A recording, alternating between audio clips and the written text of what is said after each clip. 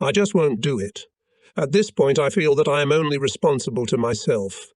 I call Berlin between flights with the intention of asking the Reichsmarschall to grant me a postponement until this crisis is over. Hoping for a concession from the Führer, I must be allowed to continue flying. I cannot just look on from the sidelines.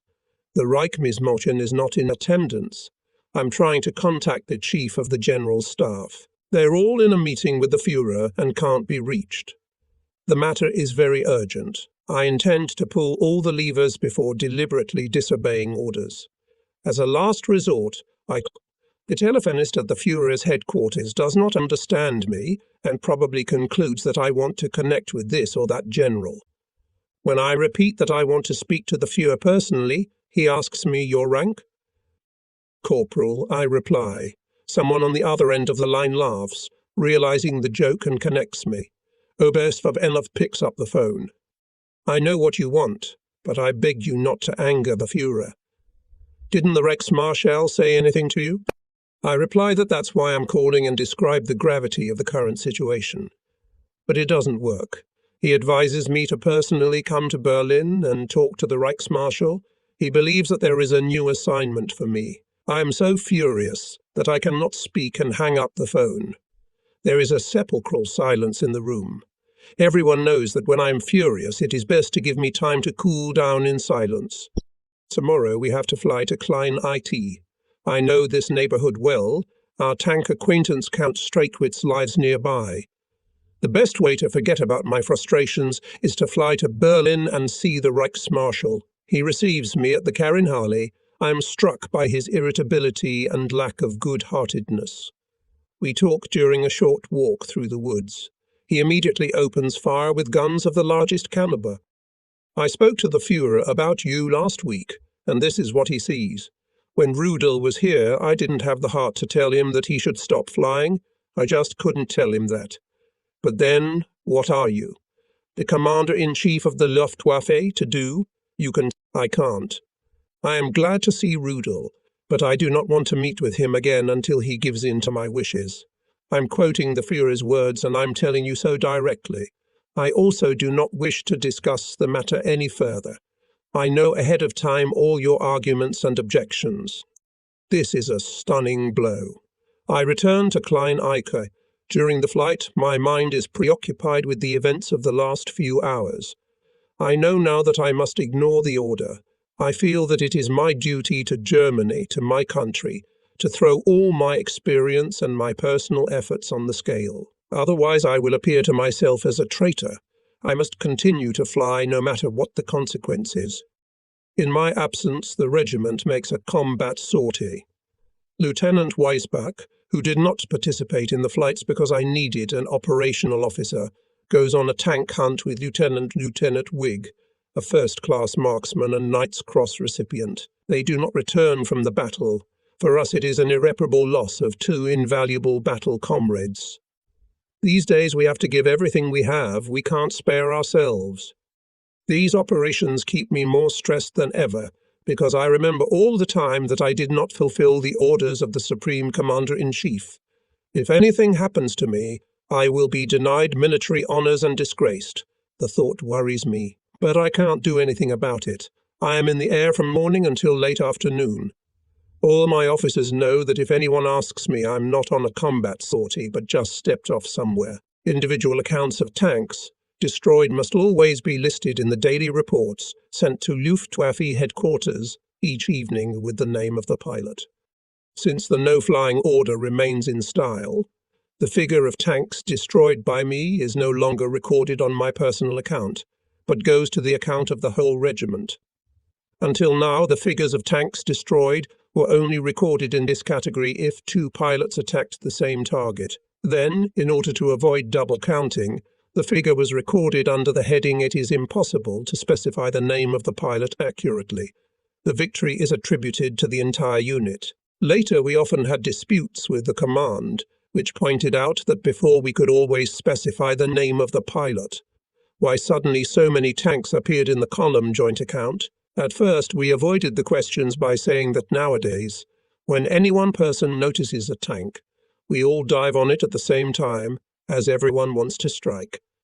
One day during my sortie, a spy in the person of a Luftwaffe officer shows up to investigate and pulls everything out of my operations officer, promising that he won't tell anyone anything. In addition, one general catches me by surprise immediately after the flight at the airfield at Grotkow, to which we have just relocated. He doesn't believe my assurances that it was only a short test flight, but that, he says, doesn't matter because he didn't see anything. Nevertheless, I soon discover that the truth has reached the High Command. One day, shortly after the General's visit, I am mentioned in a military communique as having destroyed 11 tanks, and at the same time I am summoned by telephone to Karin-Halle. I fly there and meet a very cold reception. The first words of the Reichsmarschall: "The Führer knows that you continue to fly. I believe he learned about it from yesterday's communique. He has asked me to warn you to stop flying immediately and permanently. You must not force him to resort to disciplinary action for disobeying an order. He has no idea that this is the behavior of a man who has been awarded Germany's highest award for bravery. I suppose I may not add my own comments." I listen to him in silence. After briefly questioning me about the situation in Silesia, he lets me go and I return to the unit the same day. It is clear to me that I must keep flying if I am to maintain my composure during such a difficult time for my country. I must keep flying. ATT. We are hunting for tanks in the industrial area of Upper Silesia, where it is easier for the enemy to camouflage and harder for us to spot. Our attacking U-87s swirl between the chimneys of the industrial towns of Upper Silesia. In Kiefernstattel we meet our artillery, which we have not seen before, and help them to eliminate the numerically superior forces of the Soviets and their T-34s. Gradually a new front is created on the Oder, to create a new front out of literally nothing. Only Field Marshal Schorner could do that. We often see him now when he visits our base to discuss with me the current situation, possible operations. Of particular value to him are the results of our intelligence. At this time it is reported that Squadron Leader Lau is missing with his gunner.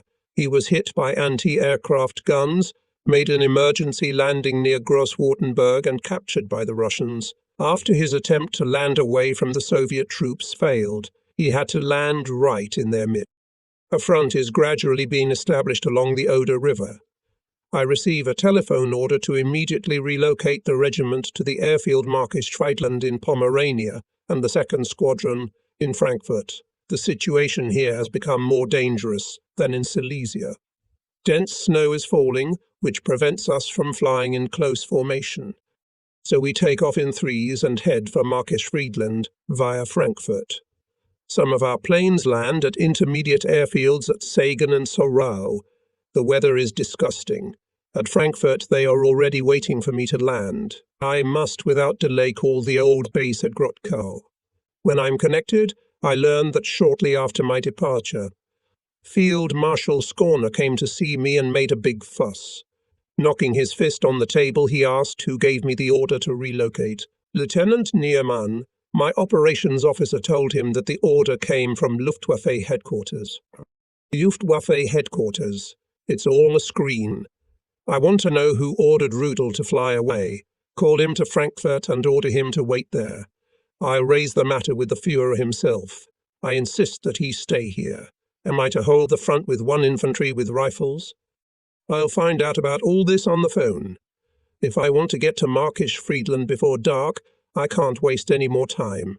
I call the Führer's headquarters to ask whether I should continue my flight or return to Silesia. In the first case, Field Marshal Schorner is to release my men held by him at Grotkow so that I will have a full complement of men and equipment when I arrive at the new location.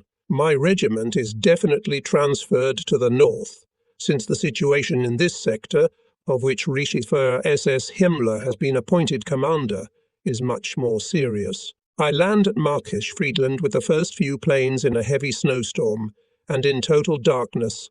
The rest of the regiment should arrive tomorrow.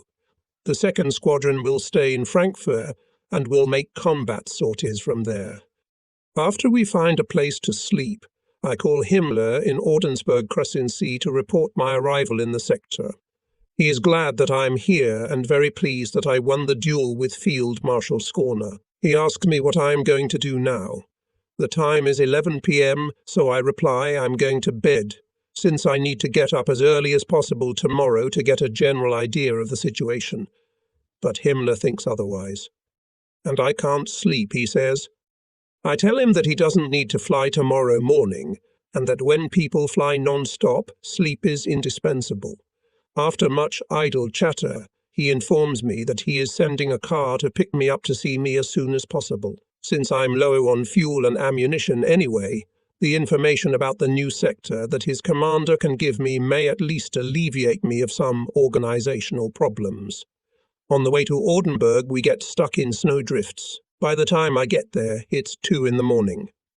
The first person I see is his chief of staff, with whom we have a long discussion about the situation and general matters. I am particularly curious to hear from him how Hitler is embarking on his new task. Seeing that he lacks the necessary training and experience, his chief of staff is an army officer, not a member of the SS. He tells me that it is a great pleasure to work with Himmler because he is not at all a self-righteous man and is not looking for an opportunity to show his power. He does not think he knows better than the experts of his staff, readily agrees with their suggestions, and then uses all his authority to translate the solution into reality. And that's why everything goes smoothly. Only one thing will strike you. You will always have the feeling that Himmler never says what he really thinks. A few minutes later, I discuss the situation and my task with Himmler. I immediately notice his concern. The Soviets have almost bypassed Schneidermühl and are tearing into eastern Pomerania towards the Oder, partly along the Niersee Valley and also north and south of it. There are very few units in this neighborhood that could be called combat-ready. A battle group is being formed in the vicinity of Markisch-Friedland to hold back the enemy forces that have broken through and to prevent their impending movement toward the Oder. No one can yet predict the extent to which our troops in the neighborhood of Posen-Grodens will be able to fight their way back. In any case, they will not be able to recover quickly. Intelligence leaves much to be desired, and it is therefore impossible to get a complete picture of their position. This, therefore, will be one of our first tasks, besides attacking the enemy at all known points he has already reached, especially his mechanized and armored forces. I find out the needs for bombs, fuel and ammunition. If they are not satisfied in a few days, I will not be able to carry out combat missions. Himmler promises me, in his own interest, that my request will be met first. I explain to him what possibilities I see in the use of my compound, basing my viewpoint on the picture he has painted for me. I leave Ordensburg at 4:30 a.m., knowing that in 2 hours I will be flying over the sector. The Stukas fly all day long without interruption. Our airplanes are decorated with the emblem of the German Order of Chivalry, because now, as 6 centuries ago, we are involved in a battle with the East. Very cold weather is setting in. The snow cover on the airfield reaches a height of 5 centimeters. When we take off, this snow dust clogs the gun mechanisms on our anti-tank planes and freezes as soon as we are in the air. After 1 or 2 shells are fired, the guns jam. I can't stand it. Here below me, Russian armored columns are advancing on Germany, and when we go into attack, at times overcoming very strong air defenses, what happens? The guns are silent. Some pilots are already thinking of crashing into the tanks out of sheer desperation. We go in again and again, but it's hopeless. It happens to us at Charnikow, at Felena, in many other places. The T-34s are tearing westward. Sometimes it only takes 1 shot to blow up a tank, but often it is not enough. The most valuable days are lost before I finally get enough men to continually clear the runway of snow. The sheer number of tanks makes the hair on my head move. We fly to all sides of the world. If the daylight hours were 3 times as long, it was still too little. Interaction with our fighter squadron is above reproach. They respond to every reconnaissance report we make. Enemy forward units at so-and-so or so-and-so point. In the joint operation east of Dacia Krona, and in the woods south of Schlop, we were able to inflict substantial losses on the Soviets. When tanks find themselves in a village, they usually drive right into the houses and try to take cover there. After that, they can only be spotted by a long pole sticking out of the middle of the house, which is nothing more than a tank cannon. A breach forms in the wall of the house, and since it is unlikely that there are still Germans living in it, we come in from behind and shoot the engine. No other methods of attack work. The tanks catch fire and explode along with the ruins of the houses. If any of the crew remains alive, they sometimes try to drive the burning tank into a new shelter. But in this case, the outcome of the fight is already decided, because at that moment you can strike at any vulnerable part of the tank. I never drop bombs on villages, even if it is justified from a military point of view, because I shudder at the mere thought of hitting the German inhabitants, who are already defenseless against the terror of the Russians. It is a terrible thing to fly and fight over our own homes, especially when you see masses of men and military equipment rushing into your country like a flood. We are now playing the role of a dam, a small obstacle, but unable to stem the tide. Germany, all of Europe is now at stake in this devil's game. Priceless forces are bleeding. The last bastion of peace is crumbling under the onslaught of Red Asia. In the evening we are more exhausted by this thought than by the incessant flying during the day. The refusal to accept this doom and the certainty that it can't happen keeps us moving. I would hate to blame myself for not doing my best and preventing the frightening, threatening spectre of defeat. I know that every decent young German thinks as I do. South of our sector, the situation looks very grim. Frankfurt on Oder is under threat, so at night we receive orders to move into the Fürstenwalde area, which is closer to the critical sector. A few hours later, we fly into the operational area of Frankfurt-Küstrin. The wedges of the Soviet offensive have reached the Oder on the outskirts of Frankfurt. Farther north, Küstrin is surrounded and the enemy, wasting no time, seizes a bridgehead at Göritz-Reitwien on the west bank of the frozen river. One day, like the Prussian cavalry general Zieten 300 years ago, we take part in a battle east of Frankfurt on the site of a historic battle. Here a small German force is surrounded by Soviet tanks. We attack them, and those tanks that didn't catch fire are trying to get away across open ground. We go in to attack them again and again. Our comrades on the ground jump for joy, throw their rifles and helmets into the air, and without caring about cover pursue the retreating Russians. Our fire puts every last tank out of action. A joyous mood reigns among all who witnessed our success.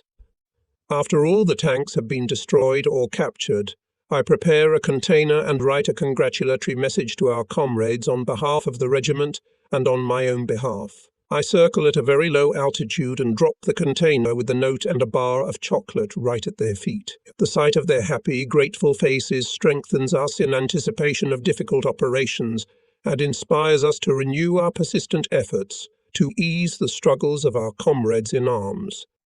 Unfortunately, the first days of February are very cold. The Oder has frozen over in many places so badly that the Russians can wade across the river. They often put planks on the ice, and I see trucks driving over them. The ice does not seem to me strong enough to support the weight of the tanks. Since the front on the Oder is not yet established and there are many gaps in its line with no German soldiers to resist the advance, the Soviets managed to capture a few bridgeheads, such as at Reitwien. Our tank troops, which were brought into the battle too late, face here strong enemy defences on the west bank, backed up by heavy artillery. The river crossings have been protected by heavy anti-aircraft fire since day one. Ivan is well informed of our presence in this sector. Every day I am ordered to destroy the crossings to delay the offensive and buy time for our reinforcements and combat equipment to approach. I inform you that it is almost useless at the moment, because you can cross the Oder almost anywhere. The bombs break through the ice, leaving relatively small holes, and that's all we can accomplish. I attack only recognizable targets on both sides of the river or vehicles crossing it, but not so-called bridges, which strictly speaking do not exist at all. What looks like a bridge on an aerial photograph usually turns out to be infantry tracks and vehicle ruts and planks laid on ice. If we bombard these tracks, the Ivan just crosses over the ice away from them. This becomes clear to me on the first day because I have flown over them countless times, and besides, These crossings are nothing new to me. I know them from the Don, Donets, Dniester, and other Russian rivers. Therefore, disregarding orders, I concentrate my attacks on the genuine targets on both sides of the rear. Tanks, vehicles, and artillery. One day a general sent from Berlin shows up and tells me that new bridges always appear in photographs taken from reconnaissance planes. But, he says, you have not reported that these bridges are not destroyed. You have to keep attacking them. By and large, I explain to him, they're not bridges at all, and as I see his face turn into a question mark, an idea occurs to me. I tell him that I was just about to take to the air and invite him to fly with me, and I promise him that I will provide practical proof of it. He hesitates for a moment. Then, seeing the curious looks of my young officers, who heard my proposal with some glee, he agrees. I give the unit orders to attack the bridgehead, and myself approach the target at extremely low altitude and fly from Schwedt to Frankfurt. In some places we encounter respectable anti-aircraft fire, and the general soon recognizes that these bridges are in fact tracks. He has seen enough. After landing, he is very pleased that he was able to see for himself and makes a report accordingly. We are relieved of our daily duty to attack these bridges. One evening, Minister Speer brings me a new assignment from the Führer. I am to draw up a plan for its fulfillment. He tells me briefly. The Führer is planning attacks on the hydroelectric dams that supply power to the war industry in the Urals. He expects that the production of enemy armaments, and especially tanks, will be halted for a year. This year will give us a chance to take advantage of the respite. You are to organize this operation, but in no case should you fly yourself. The Führer repeated this several times. I drew the minister's attention to the fact that there were more suitable candidates for the task, namely, from the Long-Range Air Command, who were familiar with such things as astronomical navigation, etc. Much better than I, who had received training in dive bombing, and therefore had a completely different knowledge and experience. Moreover, if I am to set a task for the crews and remain in a normal condition afterwards, I must get permission to fly myself. The Führer wants you to be the one in charge of this operation, Speer objects. I ask a few crucial technical questions relating to the type of aircraft and bombs with which this operation is to be carried out. If it is to be done as quickly as possible, only the Heinkel 177 can be seriously considered, although it is not entirely clear whether it will be suitable for this purpose. From my point of view, the only bomb for such a purpose is something like a torpedo, but it has yet to be tested in action. I refuse his suggestion to use ton bombs. I am sure that no success can be achieved with them. I show the minister photographs taken in the northern sector of the Eastern Front, when I dropped 2-ton bombs on the concrete supports of a bridge over the Neva, and it did not collapse. This problem, therefore, must be solved, as must the question of my participation in this mission. These are my conditions, if the Führer insists that I take on this task.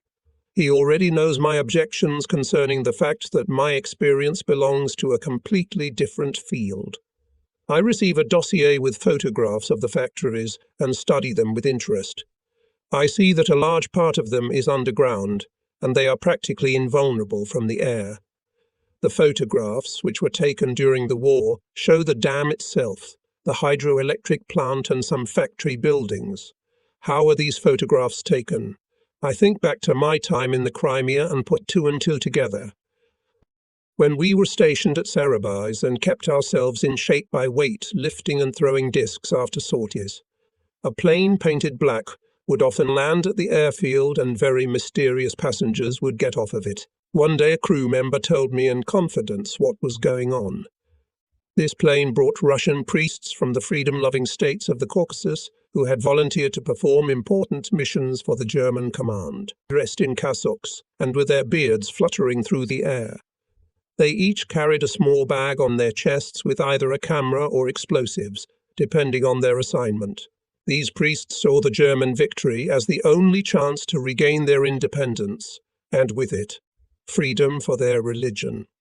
They were fanatical enemies of the Bolshevik world, and therefore our allies, with white beards and noble facial features, as if carved from wood.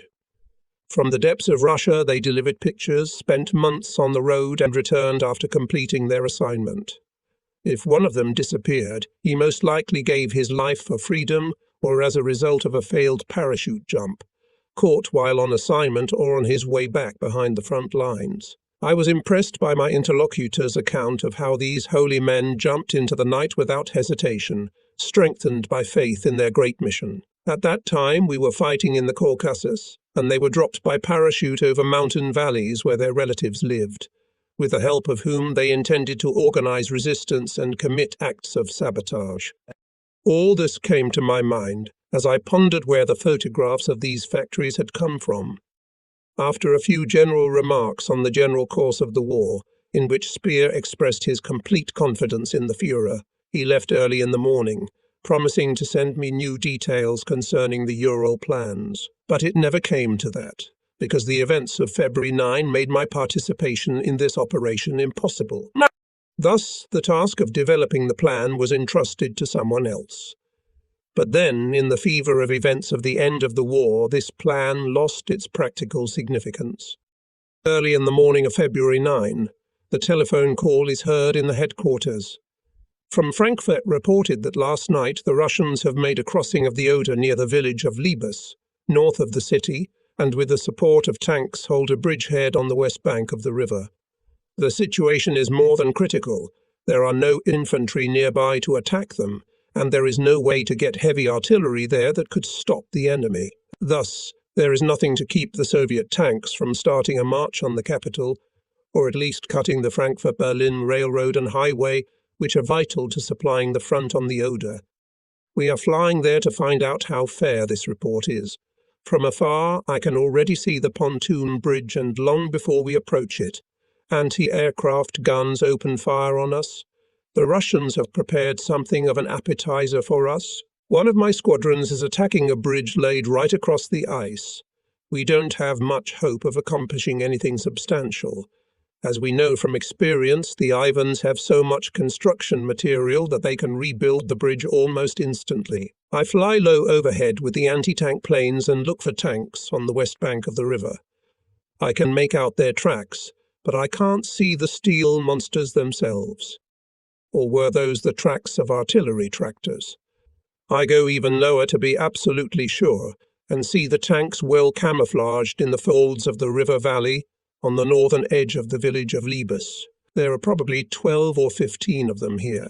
Something hits the wing, a hit from a light anti-aircraft gun.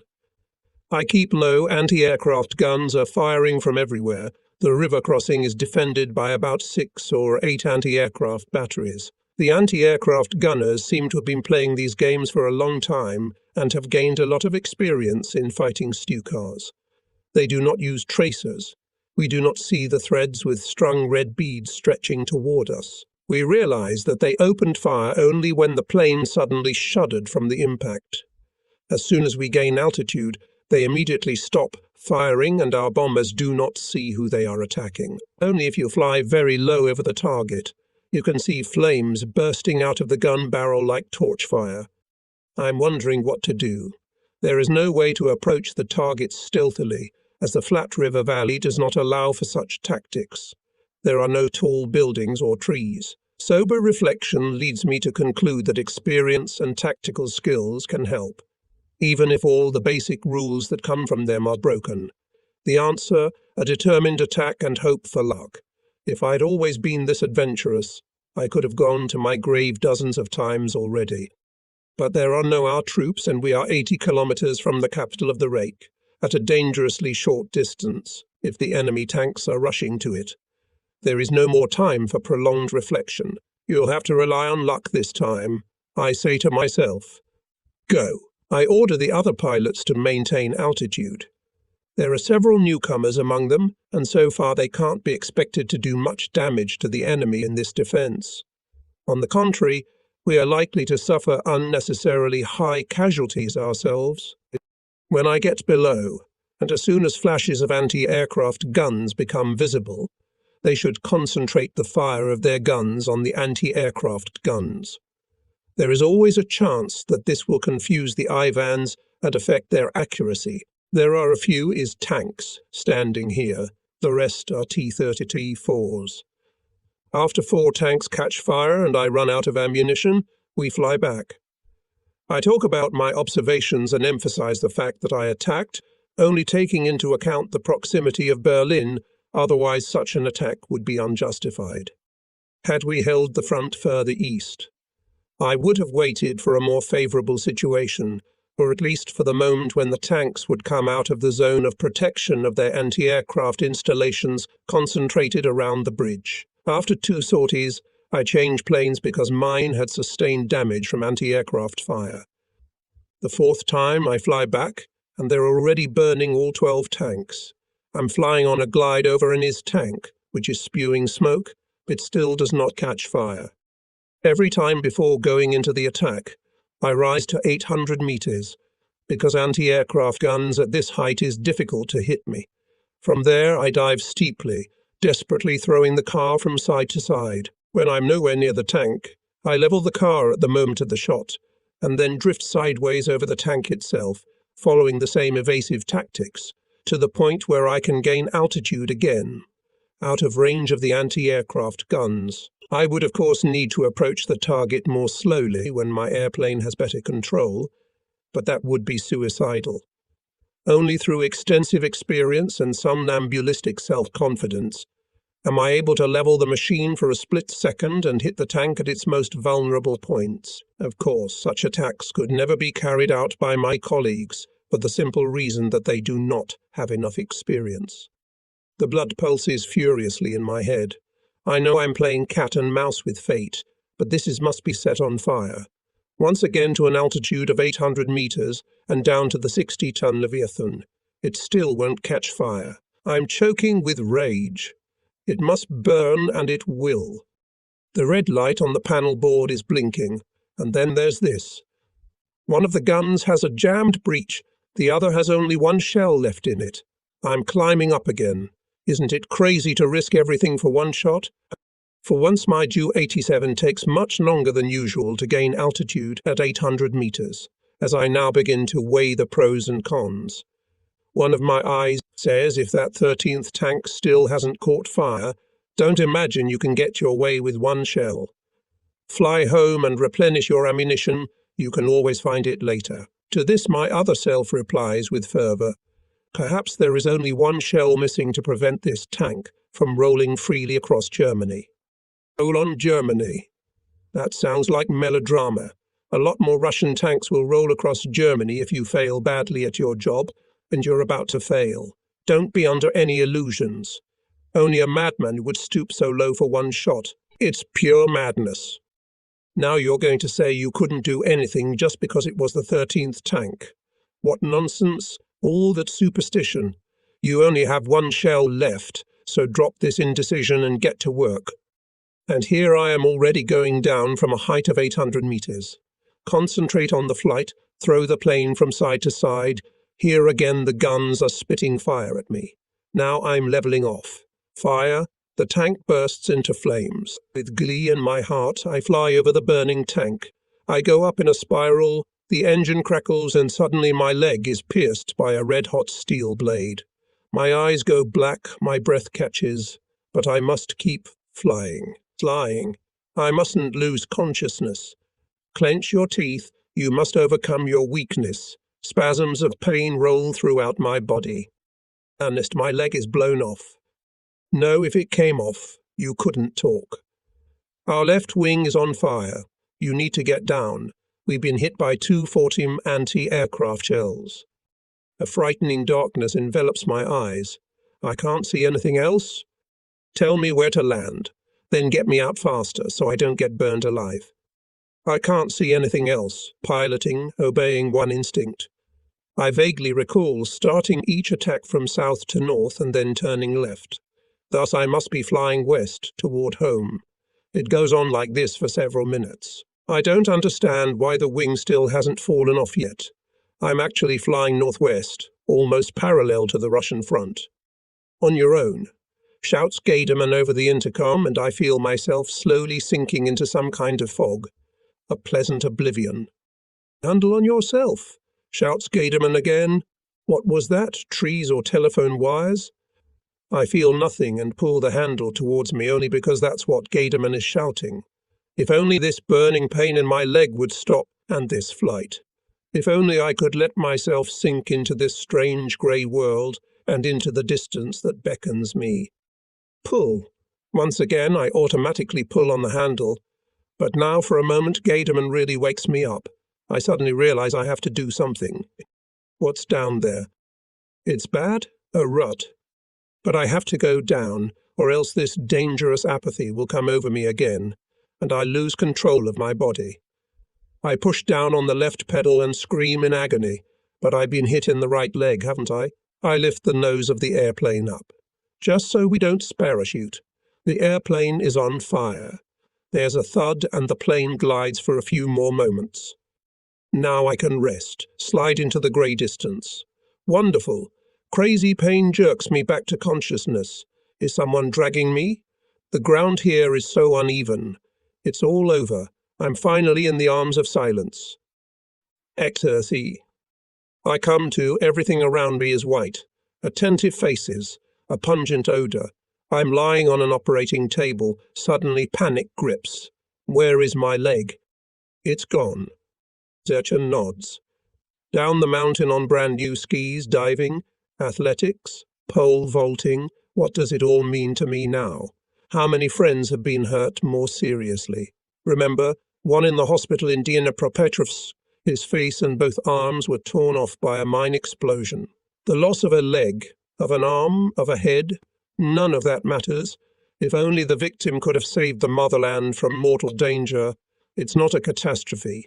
The only catastrophe is that I won't be able to fly for weeks, and this in such a critical situation. These thoughts rush through my brain for a second, and the surgeon says to me softly, there was nothing I could do. Other than a few scraps of flesh and fibres, there was nothing there, so the leg had to be amputated. If there was nothing else there, I think to myself with grim humour, what was he able to amputate? Well, surely it's normal for him, commonplace. But why is the other leg in a cast? He asks in amazement. Since last November. Where am I? In the main field hospital of the SS troops in Silool. Oh, in Zialoe. That's 7 kilometers from the front line. So I was obviously flying northwest, not west. You were brought here by the SS, and one of our medical officers performed the operation. You have another wounded man on your conscience, he adds with a smile. Did I bite the surgeon? Well, you didn't get to that, he says, shaking his head. No, you didn't bite him, but Lieutenant Corral tried to land on the Storch near where you made your emergency landing, but it must have been too difficult. His plane's parachuted, and now his head is bandaged. Good old Corral. It seems that even though I was flying unconscious, I had a few guardian angels. Meanwhile, the Reichsmarschall has sent his personal doctor with instructions to take me immediately to the hospital, which is housed in a bomb-proof bunker on the grounds of Zoo, Berlin Zoo. But the surgeon who operated on me doesn't want to hear about it because I've lost too much blood. Tomorrow everything will be all right. The Reichsmarschall's doctor tells me that Göring immediately reported the incident to the Führer. Hitler, he said, was very pleased that I got off relatively lightly. Of course, if the chickens want to be smarter than the hen, he said, as I was relayed, among other things. I was relieved that he didn't mention that he had forbidden me to fly, I suppose in view of the desperate fighting and general situation of the last few weeks. My participation in the fighting was taken for granted. NTT. The next day I was transferred to the Zoo bunker, which also serves as a platform for the heaviest anti-aircraft guns involved in the capital's defence against raids against the civilian population. On the second day, a phone appears on the nightstand by my bed. I have to contact my unit about combat operations, general situation, etc. I know I won't be in bed for long and I don't want to lose my post, so I'm concerned about staying informed and involved in unit affairs, even if only by phone. The doctors and nurses who have shown me touching care are, at least in this regard, not very happy with their new patient. They keep saying something about rest. Almost every day I am visited by colleagues from the unit or other friends. some of them just people who introduce themselves as my friends to make their way to my room. When they are pretty girls, they open their eyes wide and raise their eyebrows questioningly when they see my wife sitting by the bedside. They have already started talking to me about a prosthesis, although they don't know the extent of my recovery yet. I am impatient and want to get up as soon as possible. A little while later, I am visited by a prosthesis maker. I ask him to make me a temporary prosthesis with which I can fly, even though the stump has not yet healed. Several first-class firms refuse on the grounds that it is too early. One craftsman accepts the order, but only as an experiment. He goes at it so vigorously that I get dizzy. He applies the plaster all the way up to the groin without lubricating the surface or adjusting the protective cap. After allowing the plaster to dry, he advises succinctly, "Think of something pleasant." At the same moment, he pulls with all his might on the cast, to which my hair is stuck, and rips it out by the roots. The pain makes me feel like the end of the world. This guy is clearly in the wrong profession. He should be shoeing horses. Meanwhile, my 3rd Squadron and regimental headquarters have moved to Gorlitz, the same town where I went to school. My parents' home is quite close by. Right now, the Russians are pushing their way into the village, Soviet tanks rolling over the places where my childhood passed. I could go crazy just thinking about it. My family, like millions of others, have long since become refugees, unable to save anything but their lives. I lie there, doomed to inaction. What have I done to deserve this? I don't have to think about it. Flowers and all sorts of gifts that are brought to my room every day are proof of the love of the people for their soldiers. In addition to the Reichsmarschall, I am visited twice by the Minister of Propaganda Goebbels, with whom I was not previously acquainted. He is interested, in my opinion, on the strategic situation in the East. The front on the Oder, I tell him, our last chance to delay the Soviets, together with it, will fall and the capital. But he compares Berlin to Leningrad. He points out that this city has not fallen because all its inhabitants have turned every house into a fortress, and what the people of Leningrad were able to do, the people of Berlin will be able to do as well. His idea is to achieve the highest degree of organization in the defense of every home by installing radio transmitters in every building. He is convinced that his Berliners would prefer death to the prospect of falling victim to the Red Hordes. Just how serious he was would later prove his own end. From the military point of view, I see it differently. I replied, once the battle for Berlin begins after the fall of the front on the Oder, I believe it will be absolutely impossible to hold the city. I would like to remind you that it is impossible to compare the two cities.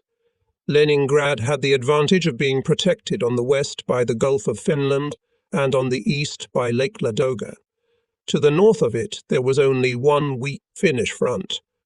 The only chance to capture it was an attack from the south.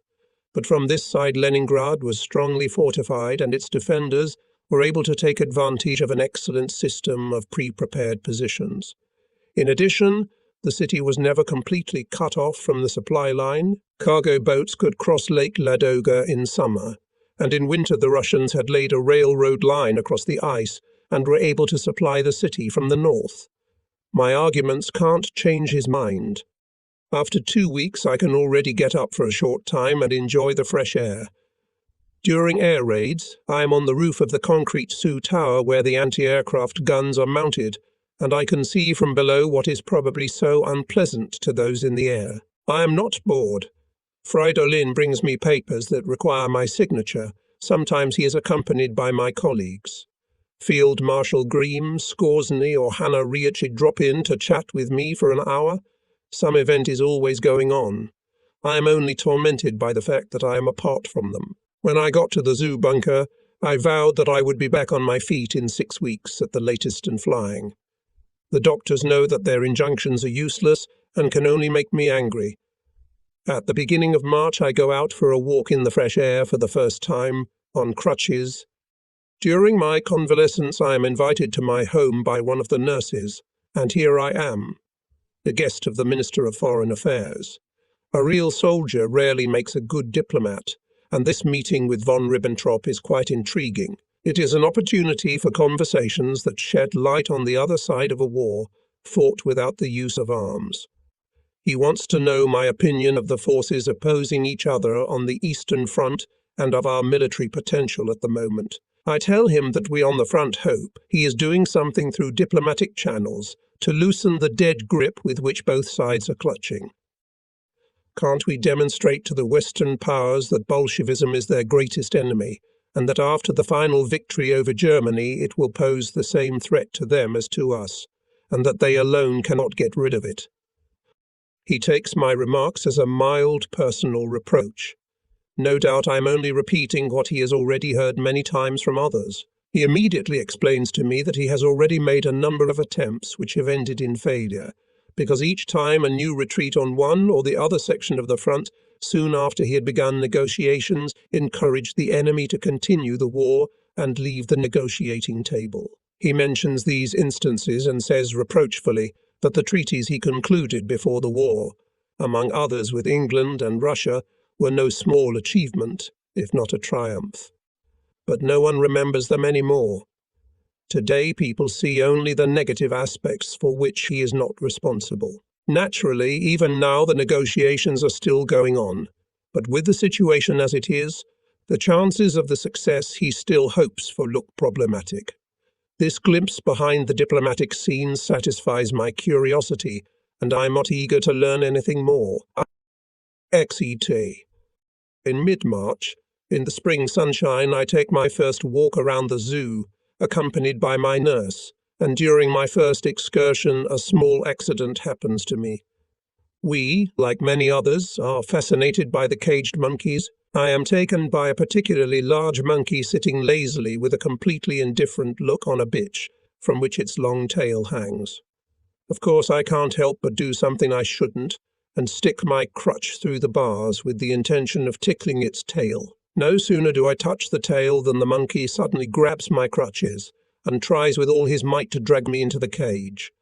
I hop up on one foot to the bars themselves, but of course the beast can't drag me through them.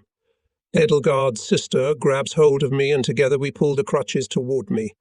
Man versus AP, her paws begin to slide over the smooth surface of the crutch and reach the rubber cap at the very end that keeps the crutches from digging deeply into the ground or slipping when walking. The rubber cap piques her curiosity. The monkey sniffs it, swipes it off the crutch and swallows it with a wide grin.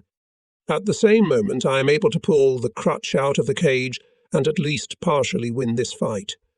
A few seconds later, the howl of sirens warning of an air raid is heard. The fast walking on the sandy paths of Sioux makes me sweat, because without rubber caps my crutches sink deeply into the sand. Everyone around me is hurrying and hustling. I can hardly use their help and continue to waddle, limping badly. It's slow work. We barely make it to the bunker before the first bombs start falling. Easter is coming. I want to get back to the unit before it comes. My regiment is now based near Grossenheim in Saxony. The 1st Squadron has flown again from Hungary to the Vienna area and is still on the southeastern front. Gademan is at Brunswick the whole time I am away, so that he can attend to the treatment of the sick in the meantime. I call him to tell him that I have ordered a U-87 to pick me up at Tempelhof at the end of the week and intend to return to the unit. Since Gademan had spoken to my attending physician shortly before, he cannot fully believe this. Besides, he's sick himself. I will not meet him again during the war on those last operations which are now about to begin. The place of my gunner is taken by Lieutenant Nierman, who has no lack of combat experience and who wears the Knight's Cross. Into obeying orders to report to the Fuhrer before leaving, I bid him farewell in the bunker. He speaks again and again of being pleased with my relatively smooth recovery. He doesn't forbid me to fly, probably because the thought of me flying more combat missions just doesn't cross his mind. So here I am, sitting in my airplane again, flying to my battle buddies for the first time in 6 weeks. It's Easter Eve and I'm happy. Shortly before takeoff, Fridolin calls and asks me to fly directly to the Sudetese. He is going to move the unit to Kummer am See near Nimes. At first I feel very strange in the airplane, but soon I am back in my element. The controls are difficult because I can only use one pedal. I can't push the right pedal because my prosthesis isn't ready yet, so I use my left foot to lift up the left pedal. This movement lowers the right pedal and I get the desired result. My stump is in a cast and stretched out onto the dashboard with no risk of hitting anything. An hour and a half later I land at the new airfield at Kummer. The regiment arrived here an hour ahead of me. Our airfield is situated in a magnificent location, between two spurs of the Sudeten Mountains, and is surrounded by forests on all sides. Nearby is the picturesque karst Lake Kummer. Until the cantonment problem is solved, we sleep in here. In the Sudetes there is still an atmosphere of complete peace and tranquility. The enemy is behind the mountains, and this front is held by troops under Field Marshal Schorner, so this unperturbed calm is not so absurd. At 11 o'clock, we hear the high voices of a children's choir singing Gott grüß dich. The local school, led by the hostess, greets us with a serenade. This singing is something new to us veterans. It touches strings that now, at this stage of the war, we will soon have to forget. We listen spellbound, each of us immersed in our own thoughts. We feel that these children believe in our ability to repel the impending danger, with all its attendant horrors. At the end of their song, I thank them for the charming encounter and invite them to visit our airfield in the morning to see our birds. They show up the next day, and I begin the procedure by taking off in my anti-tank plane and firing at a 1/3 square meter target. The kids stand in a semicircle and can imagine attacking an enemy tank. It's a good warm-up for me to try to hit with one foot. On the opposite slope of the Sudeten Mountains is still closed by fog, and since we can't make a combat sortie, I have some free time, so I take a Focke-Wulf 190 D9 into the air and demonstrate aerial acrobatics at high and low altitude. This genius, Hauptmann Katchner, my engineering officer, has already redesigned the foot brakes, which are indispensable for this fast airplane, so that they can be operated by hand. The moment I go to land, everyone is gesticulating furiously and pointing skyward. I look back, and through gaps in the tattered clouds I see American Mustangs and Thunderbolts circling overhead. They are flying at an altitude of 1.5 to 2 kilometers above a layer of fog. They didn't see me, or I wouldn't have been able to land safely. The Thunderbolts are carrying bombs and appear to be busy searching for a target, most likely our airfield. Quickly, to the extent that word applies to a one-legged man in a cast, I jump to where the others are standing. They all need to take shelter somewhere immediately. I push the kids into the cellar, where at least they won't get hit by debris. Since the house we're using as headquarters is the only one on the airfield, it's sure to be a target for those guys circling up there. I go in last to quiet the kids, and that's when the first bombs fall, one close to the building, the explosion ripping out the window frames and blowing the roof off. Our air defense is too weak to repel this raid, but it proves to be enough to prevent attacks from low altitude. Fortunately, none of the children were hurt. I am very saddened that their innocent romantic thoughts of aviation have collided so cruelly with grim reality. Soon they calm down, the teacher lines up a small troop and races it towards the village. Nierman is pleased and beaming with happiness, because he was able to capture the entire attack on film. During this whole performance he stood in the gap, filming the falling bombs from the moment they separate from the planes to the explosions and the fountains of earth they raise into the air. Fresh weather reports from the Röhlitz-Bützen area also predict a gradual improvement in the weather, so we're taking off. The Soviets have already bypassed Görlitz and are tearing for Bautzen, which is surrounded with the garrison, in hopes of reaching Dresden. Against these shock wedges, trying to cause the collapse of the front held by Field Marshal Schorner's troops. Constant counterattacks are launched. With our support, Bautzen is unblocked, and we manage to destroy a large number of vehicles and tanks. These sorties exhaust me. I have lost a lot of blood, and apparently my inexhaustible endurance also has its limits. Our successes are shared by ground troops and fighters placed under my command and stationed at our airfield. At the beginning of April, I am summoned to the Reich Chancellery. The Führer tells me that I must take command of all jet aircraft, and with their help to clear the airspace over the new army of General Wenck, which is now being formed in the Hamburg area. The first objective of this army will be to strike southward toward Graz in order to cut the supply lines of the Allied armies to the east. The success of this operation depends on the preliminary clearing of airspace over our own supply lines, otherwise the offensive is doomed to failure. The Führer is convinced of this, and General Wenck, appointed to command this operation, agrees with him. I asked the Führer to relieve me of this task, because I believe that at this moment I am indispensable in the sector of Field Marshal Schorner. His army is involved in the heaviest defensive battle. I ask him to appoint to this post someone closer to him.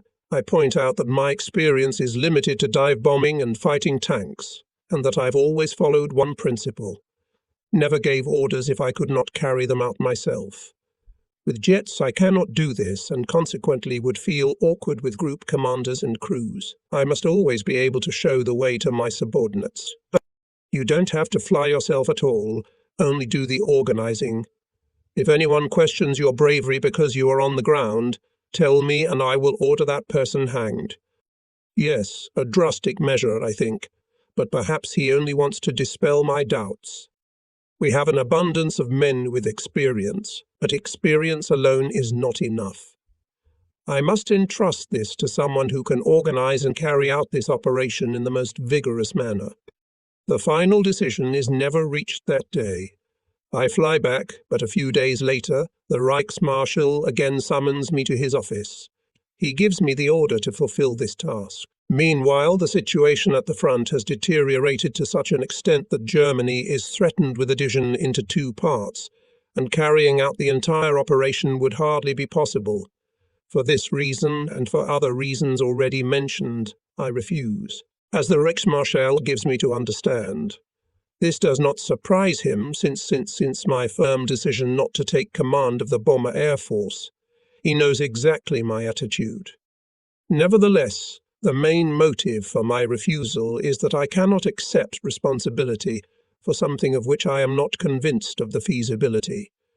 I soon become convinced of the gloomy colours in which the Reichsmarschall sees the situation. As we discuss the situation at the front, leaning over a table with maps spread out, he mutters to himself, "I'm wondering when we'll have to set fire to this barn," referring to Karin Harley. He advises me to go to the Führer's headquarters and inform him personally of my refusal. Nevertheless, as I have received no orders so far, I fly immediately to my unit, where I am eagerly awaited. But this is not yet my last flight to Berlin. On April 19, a radiogram arrives. I am again summoned to the Reich Chancellery. To get to Berlin from Bohemia in an airplane without an escort is no longer so easy. In many places, the Russian and American fronts came very close to each other. There are many airplanes in the air, but there are no German airplanes among them. I arrive at the Reich Chancellery and am invited to go to the reception room of the Führer's bunker. There is an atmosphere of calm and confidence. Present are mostly army officers who are involved in current or planned combat operations. Outside, one can hear the heavy thumping of ton bombs being dropped by mosquitoes in the center of the city. The Commander-in-Chief enters at almost 11 p.m. I had anticipated the subject of the conversation, this being the assignment discussed earlier.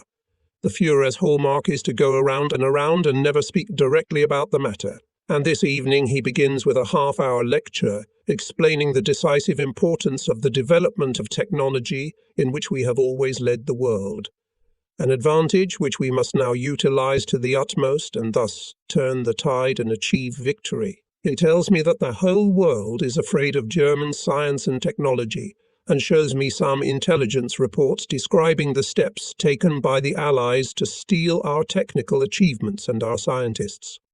Listening to him, I am amazed every time by his memory for numbers and his specialized knowledge of technical things. At the same time, I have flown over 6,000 hours, and with my extensive practical experience, I know almost everything about the various types of airplanes he talks about. But there is nothing about which he cannot disseminate with inimitable simplicity, and about which he has not made pertinent suggestions for modification. During the last 3 or 4 months, his physical condition has deteriorated. His eyes gleam brightly. Eberst von Belov tells me that Hitler has had virtually no sleep in the last 8 weeks, one meeting succeeded by another. His hand is shaking. He's had it since the attempt on his life, July 20. During the long discussion that evening, I notice, in addition to his tendency to repeat the same thing, which he has never done before, although his words are clearly thought out and full of determination. When the long preamble is over, the Führer comes to the main subject of which I have so often heard. He enumerates the reasons I was informed of a few days ago and concludes, "I wish that this difficult task would have been undertaken by you, the only man who carries Germany's highest award for bravery." I refuse giving the same or similar arguments as last time, especially emphasizing the fact that the situation on the front has become even worse, and that it is only a matter of time before the eastern and western fronts meet in the center of the Reich, and after that the two halves will have to operate separately. Only the northern cauldron can be considered in terms of the fulfillment of this plan, and it is here that all our jets will have to be concentrated. It turns out that the number of airworthy jets and bombers and fighters together, according to data to date, is 180 machines. At the front, we have long felt that the enemy has a numerical advantage of at least 20 to 1, taking into account that jet aircraft need a particularly long runway. We can begin by considering only a limited number of airfields in the northern cauldron. I point out that once we assemble our aircraft at these bases, enemy bombers will bomb them day and night, and in purely technical terms their operational effectiveness will be reduced to zero in a matter of days, in which case it will not be possible to control the airspace over Wenck's army, and disaster will be inevitable because the army will lose strategic mobility. I know from personal conversation with General Wenck that his army considers my guarantee of free airspace a reliable factor and takes it into account in all its calculations. This time I accept his responsibility and stubbornly refuse. Once again, I'm convinced anyone whom Hitler considers to be selflessly serving the interests of the common cause has the right to freely express his point of view and can contribute to the Führer to reconsider his position. On the other hand, Hitler is losing confidence in those people who have continually disappointed and misled him. He does not agree with my theory of two cauldrons because he does not believe that it can predict how events will unfold further. He bases his opinion on the firm promise made to him by the sector commanders that they will not retreat from the positions they now hold along the Elbe, Oder, Nisi, and Sudden mountains. I make the remark that I trust the German soldier now showing particular bravery because he is fighting on German soil. But if the Russians gather all their forces for a concentrated attack at one key point, they will be able to make a gap in our positions, and then the two fronts will join. I am reminded of the cases on the Eastern Front in past years, when the Russians threw tank after tank into the battle, and if 3 armoured divisions could not reach their objectives, they threw 10 more, capturing positions on our depleted Russian front at the cost of huge losses in men and equipment. Nothing could stop them. The question, therefore, was whether or not they would exhaust their colossal manpower reserves before Germany was forced to her knees. This did not happen because the aid received from the West was so great. From a purely military point of view, every time we ceded our position in Russia and the Soviets suffered heavy losses, it was a defensive victory. But even though the enemy mocked these victories, we knew they were real victories. But this time a victorious retreat would be futile, as the Russians would find themselves only a few kilometers from the Western Front. The Western Allies had laid on themselves the unfortunate responsibility, but perhaps for centuries to come, of weakening Germany, only to give additional strength to Russia. At the end of our conversation, I say these words to the Führer. From my point of view, at this moment the war cannot be ended by victory on both fronts, but it is still possible to win on one front if we can conclude an armistice on the other. A tired smile slid across his face. It's easy for you to say that. Since 1943 I have endeavoured ceaselessly to make peace, but the Allies were unwilling to do so. From the very beginning of the war they demanded that I surrender unconditionally. My personal fate is naturally of no import, but every man in his right mind sees that I cannot elect unconditional surrender for the German people. Negotiations are going on even now, but I have abandoned all hope of their successful conclusion. Consequently, we must do everything to overcome this crisis so that the weapon can still bring us victory. After exchanging views on the situation of Scorner's army, he tells me that he intends to wait a few days to see whether the general situation develops as he had foreseen, or whether my fears will prove justified. In the former case, he will summon me to Berlin to accept the appointment at last. At 1 o'clock in the morning, I leave the Führer's bunker. The first visitors are already waiting in the reception room for their turn to congratulate him on his birthday. Early in the morning, I return to Kammer at low altitude to avoid the American Mustangs and Thunderbolts, which soon show themselves in the air and begin circling high above. Being in the air, wondering all the time did they notice me or not, an activity that keeps me more stressed than a combat sortie. No wonder Neerman and I are literally sweating from the exertion. We are glad when we finally land at our base. The slight decrease in pressure on our positions west of Görlitz is due to our daytime operations, during which we were able to inflict heavy losses on the Russians. One evening after combat sorties, I drive to Görlitz, my hometown, which has been caught up in the battle zone. Here I meet many friends from my youth. They are all busy with business. Not the least among their duties is participation in the Volkssturm. It's a strange return. We don't express the thoughts that are on everyone's mind. We each have our own load of problems, sorrow and bereavement. But at this moment we see only the threat from the east in front of us. Women are doing the work of men, digging tank traps and putting aside shovels just to feed hungry children.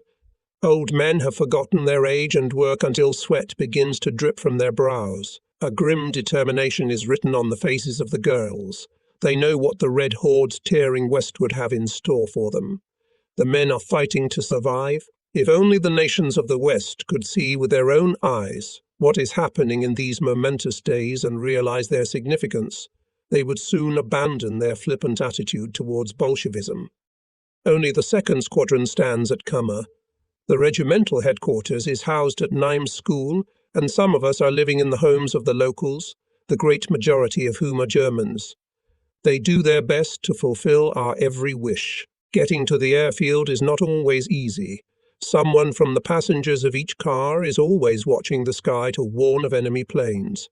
Russian and American planes roar at low altitude all day long, often engaging each other.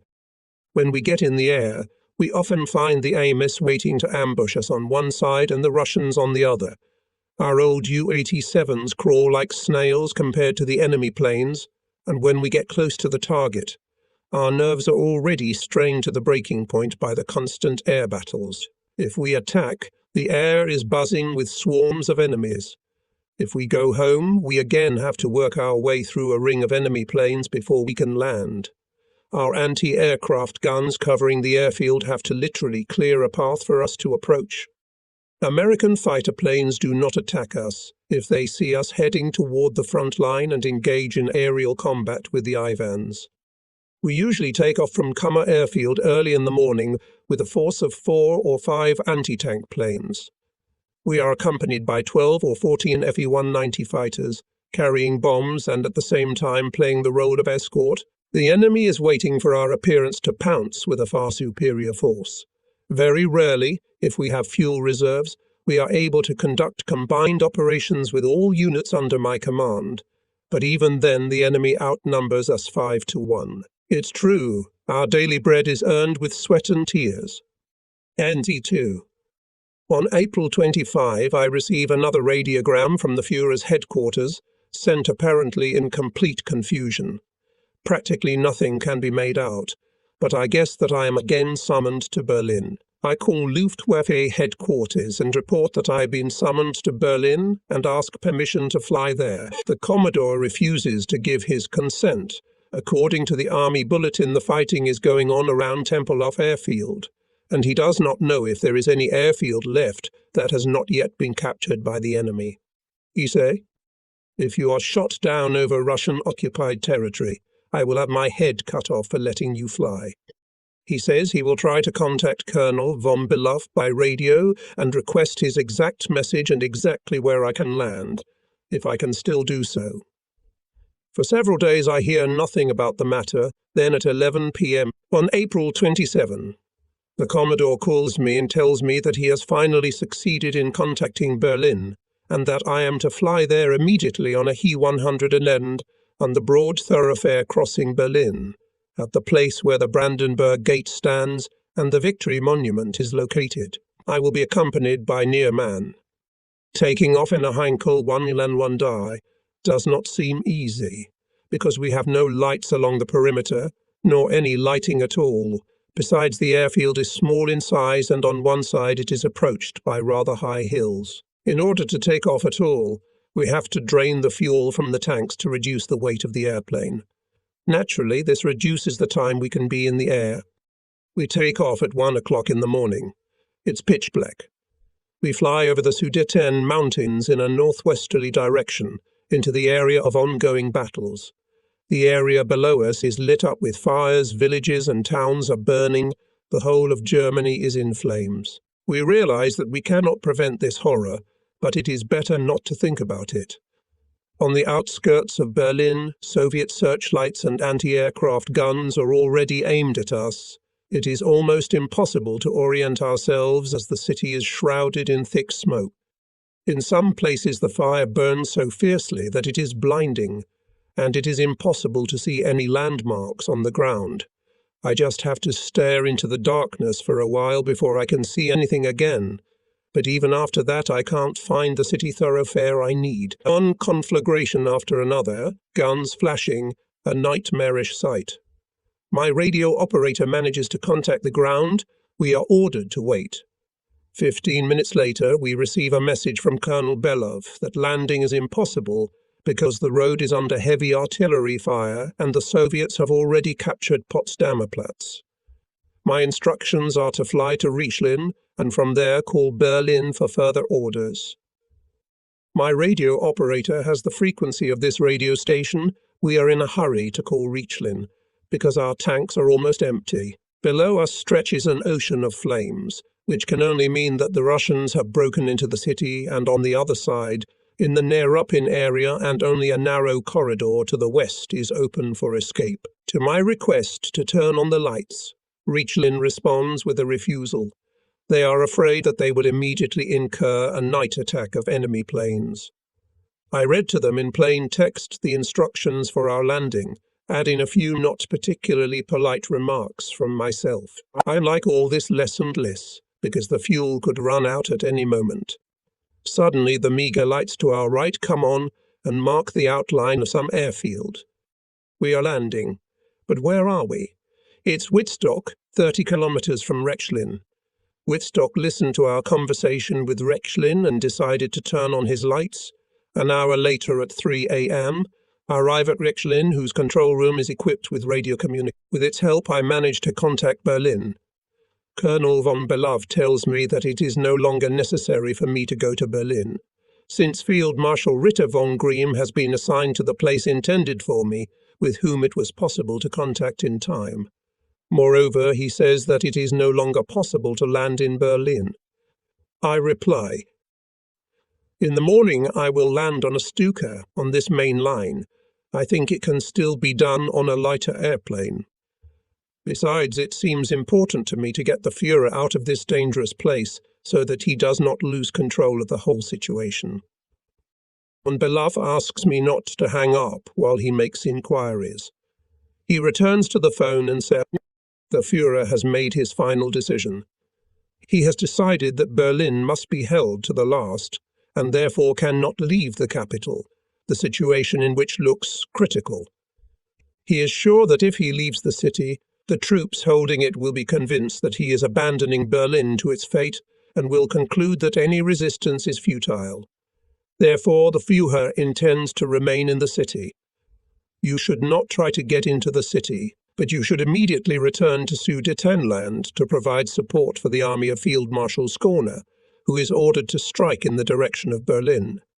I ask von Belovor what he thinks of the situation, because he tells me all this calmly and without emotion. Our situation does not seem too good, but an offensive by General Wenck or Schorner may yet save Berlin. I admire his equanimity. I know what to do, and return to my unit to continue combat operations.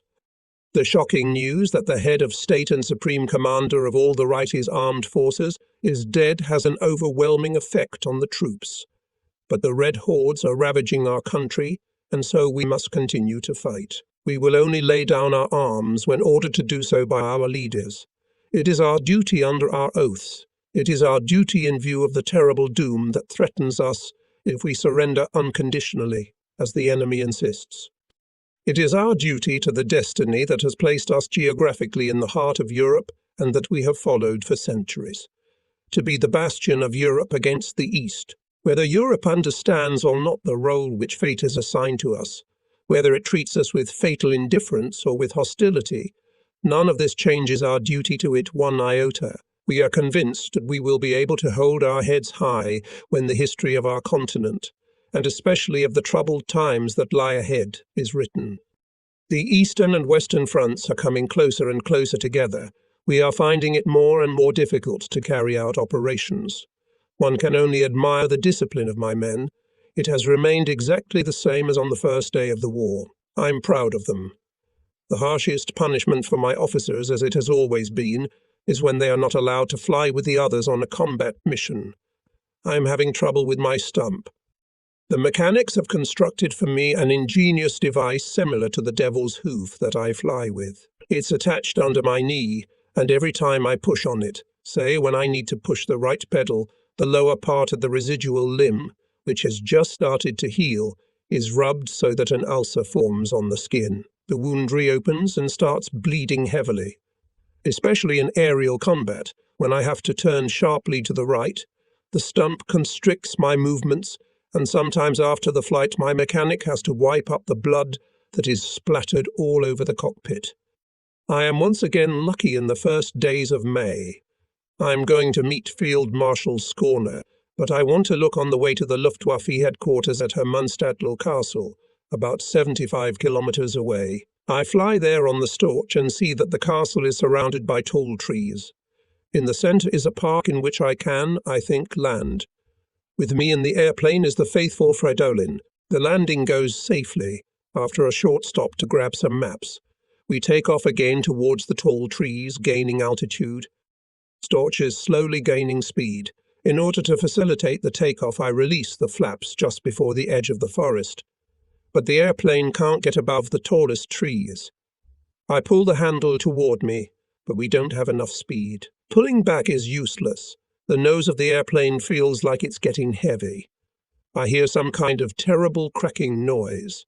I've now completely shattered my stump, if only it's not worse. Then suddenly everything goes quiet. Am I on the ground? No, I'm sitting in the cockpit with Fridolin next to me. We're stuck in a fork of branches at the very top of a huge tree, and we're swaying merrily back and forth. The whole tree is wobbly. The impact must have been too strong. I'm afraid the Storch will play another trick on us and flip upside down. Fridolin moves closer and asks anxiously what's going on. I tell him, don't move, or we and what's left of the Storch will crash down. The tail and pieces of wings have fallen off and are lying on the ground. I'm still holding the handle. The stump is intact. I didn't hit it against anything. Lucky me. We can't get down from the tree. It's very tall and has smooth bark. We wait, and after a while the general appears on the scene. He heard the cracking and now sees us sitting in the tree. He is very pleased that we got off so lightly. Since there is no other way to get us down, he sends for the local fire department. They help us down a long extension ladder. The Russians have bypassed Dresden and are trying to cross the Erzegi Berge from the north to reach the Protectorate borders and flank Schorner's army. The main Soviet forces are in the Freiburg area and southeast of it. During our last sortie, we see south of Diepoldiswald a long column of refugees being overtaken by Soviet tanks. They roll right through the human stream like asphalt rollers, crushing everything in their path. We immediately attack the tanks and destroy them, and the column continues south. Apparently the refugees are hoping to take refuge behind the Sudetine mountains, where they think they will be safe. In the same area, we attack another column of Soviet tanks being protected by tornado-like anti-aircraft fire. I have just shot in his tank, and am climbing to 200 meters when, looking around, I notice a hail of debris behind me. They are falling from somewhere above. I ask Nearman which one of ours was just shot down. That seems to me the only explanation, and Nearman thinks the same. He hurriedly counts the planes, but so no one has been shot down. I look back at the tank and see only a black spot. Could this tank have exploded with such force that its fragments were at such a high altitude? After the sortie, the crews who flew behind me confirmed that it was this tank that exploded, and I saw its debris falling down. It probably had explosives in it, and its job was to clear the way for other tanks. On May 7, in order to discuss the plan just developed by the High Command, a meeting of Luftwaffe officers is held at the headquarters of Skorner's group. It is proposed that the entire Eastern Front be gradually withdrawn, sector by sector, until it runs parallel to the Western Front. We feel that very sad decisions will soon be made.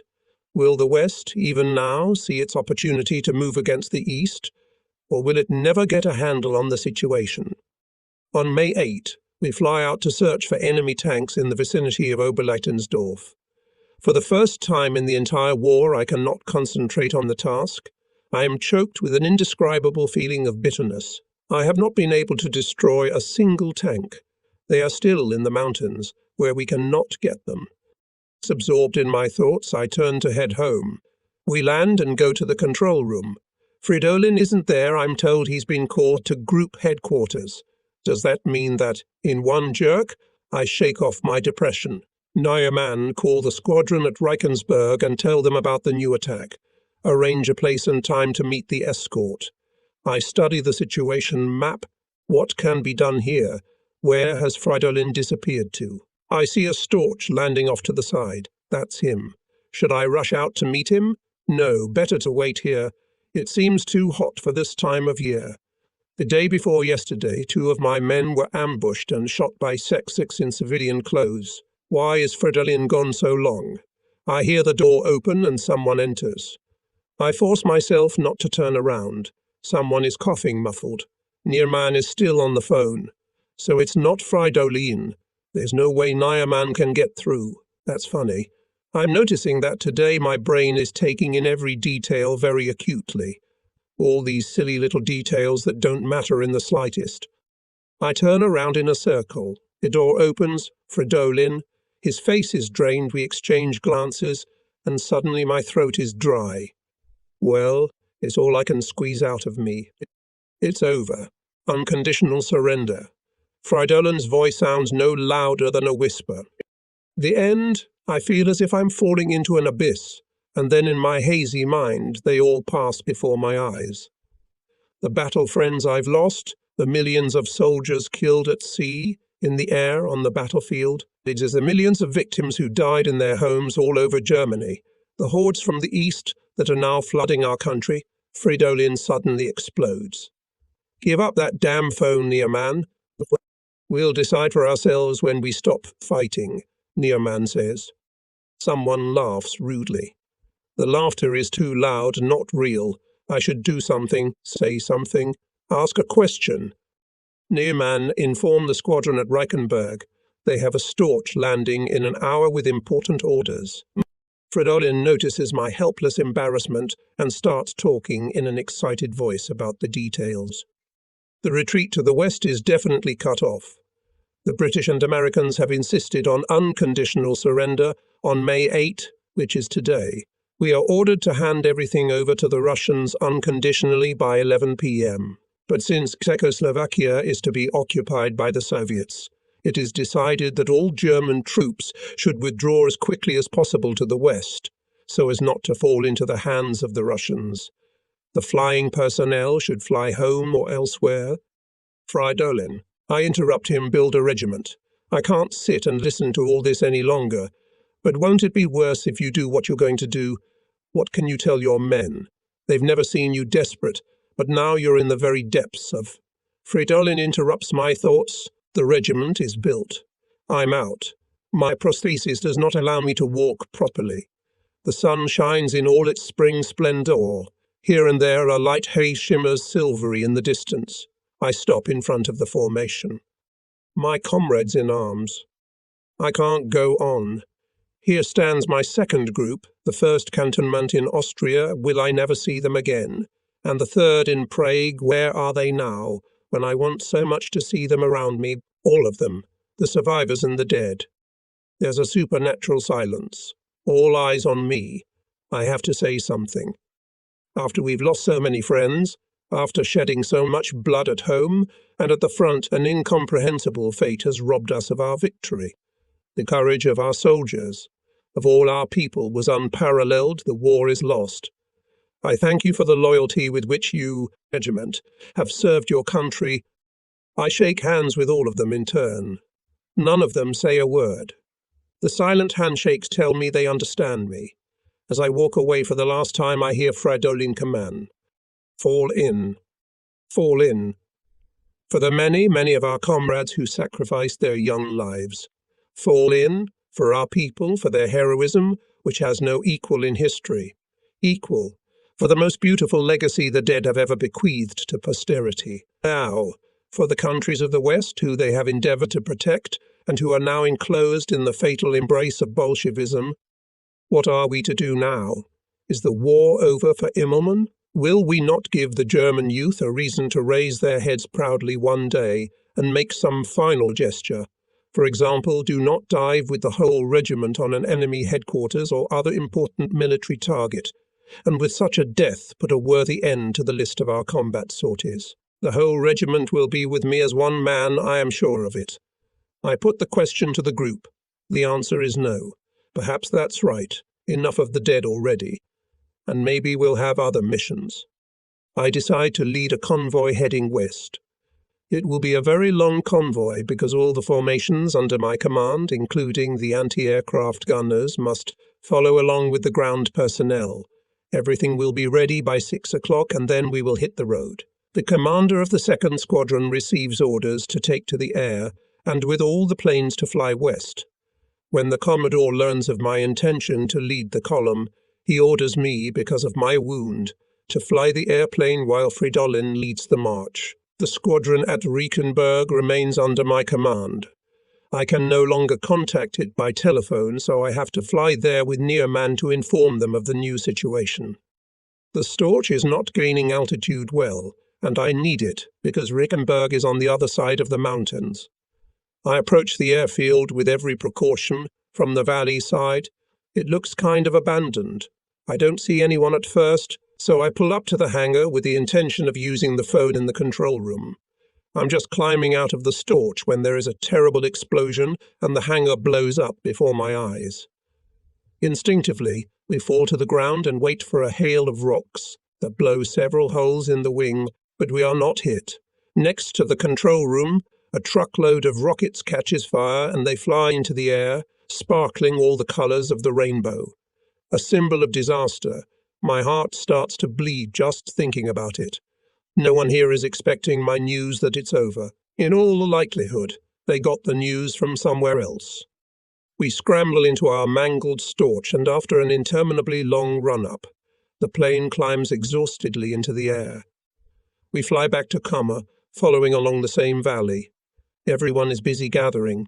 The order of departure is assigned the most favourable from the point of view of tactics.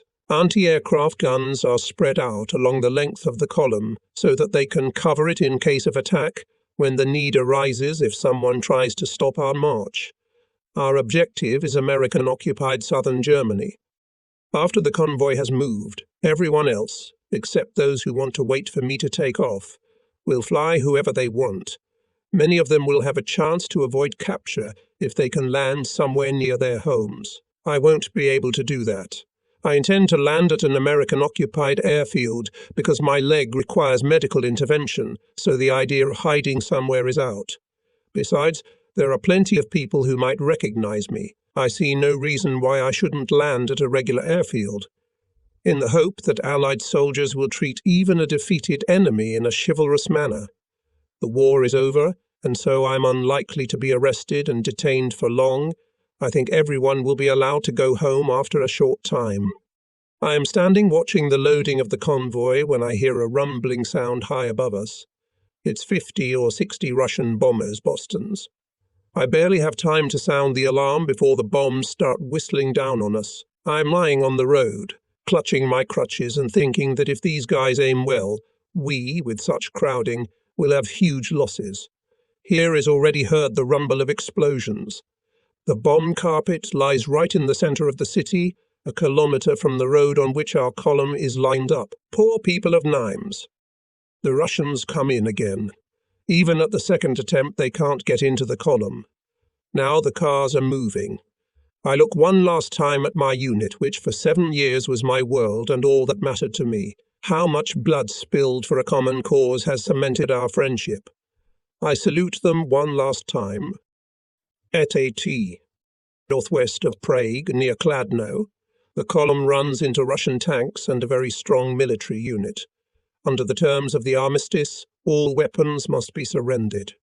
Unarmed soldiers are guaranteed unimpeded passage. Not much time passes after the surrender of weapons when the Czechs attack our defenceless men. Brutally, with disgusting brutality, they mercilessly kill the German soldiers.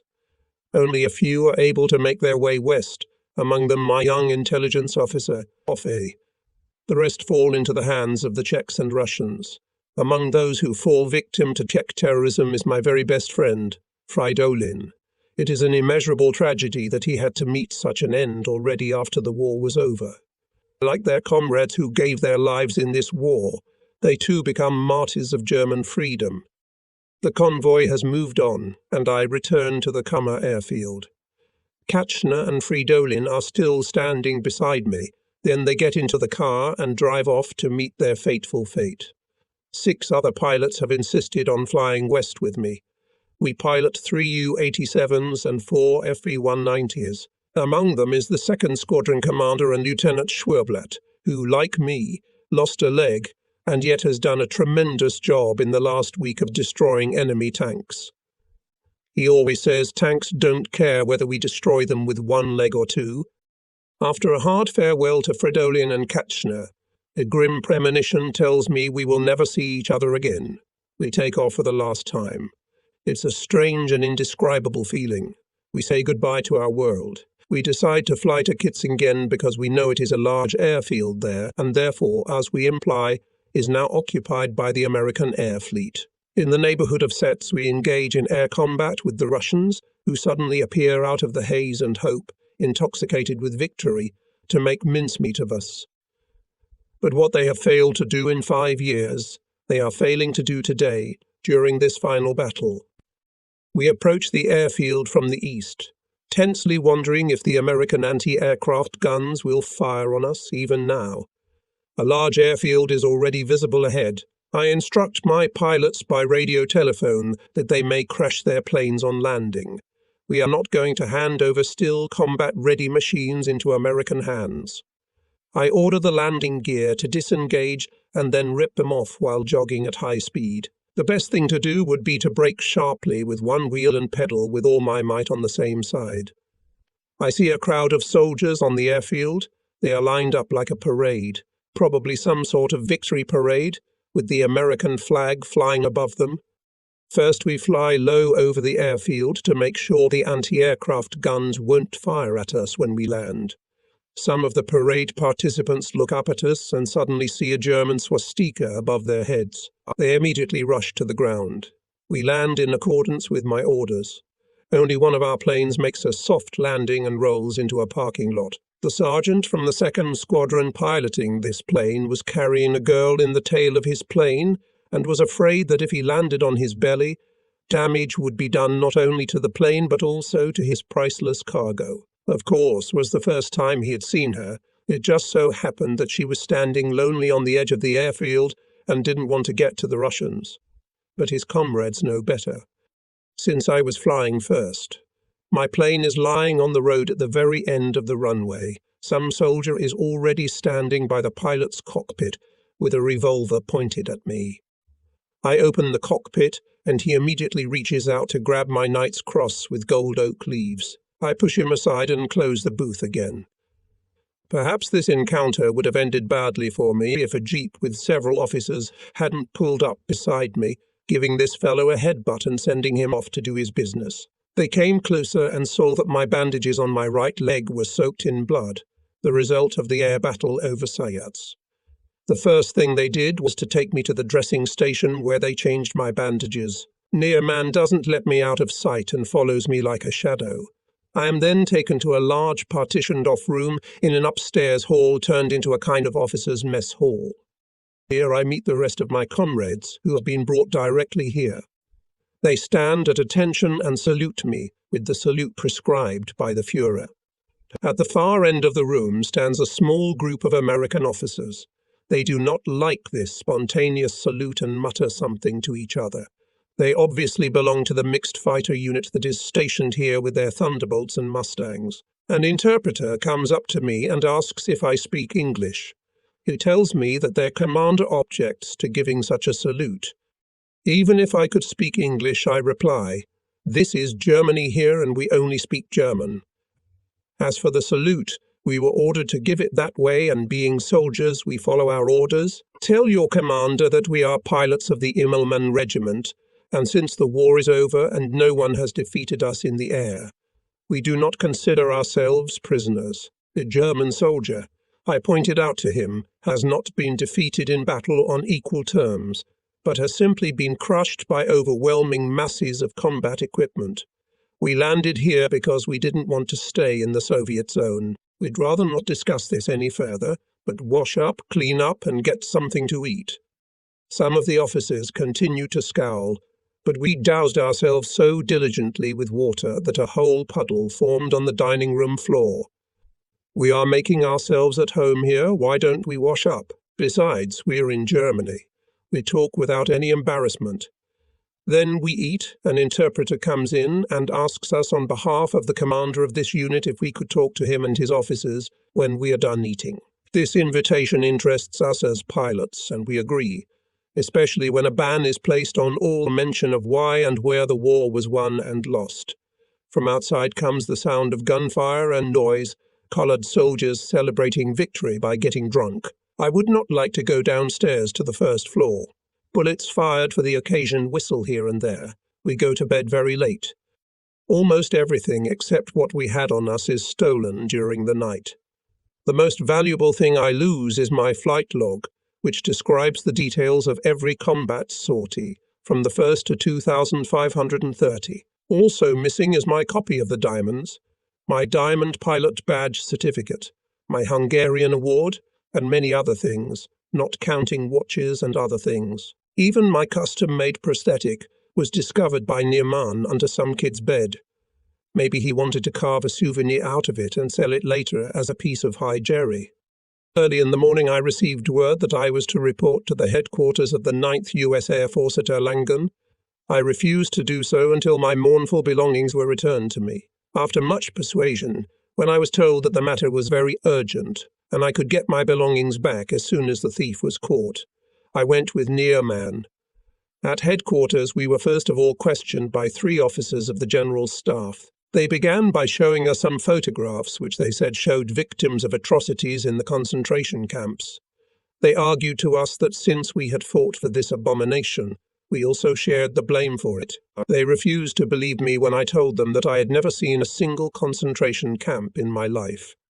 I added that if any excesses had been committed, they were deplorable and reprehensible, and the real perpetrators should be punished.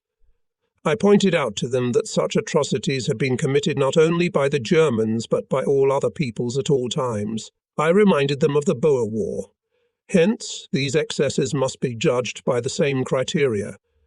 I cannot believe that the piles of bodies shown in the photographs were taken in concentration camps. I told them that we had seen such pictures, not on paper but in reality, after the air attacks on Dresden, Hamburg and other cities, when 4-engine bombers indiscriminately literally flooded them with phosphorus and bombs of enormous destructive power, and thousands of women and children fell victim to the carnage.